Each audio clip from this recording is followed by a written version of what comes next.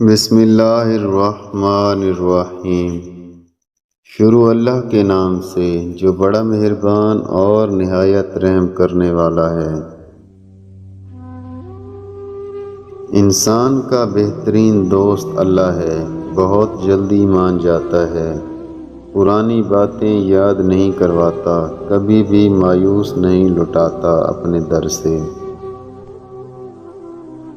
نصیب بے شک اللہ تعالیٰ کے ہاتھ میں ہے، مگر دعاؤں کا اختیار اس نے ہمیں دیا ہے، اور دعائیں ہی تو ہیں جو تقدیر بدلنے کی طاقت رکھتی ہیں۔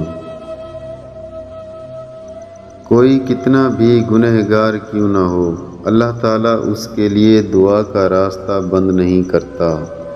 وہ اپنے بندے کو نوازنے سے نہیں رکتا۔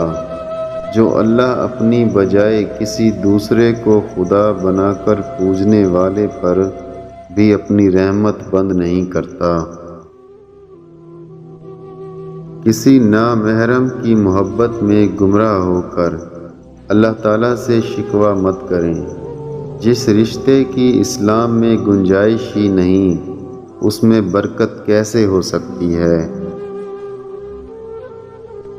چیزوں کی اہمیت نہیں ہوتی، وہ کبھی نہ کبھی مل ہی جاتی ہیں۔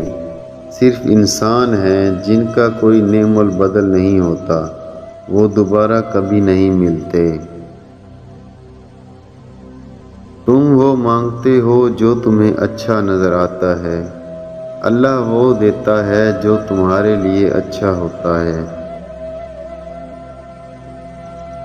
تین چیزیں اللہ تعالیٰ کو بہت زیادہ پسند ہیں۔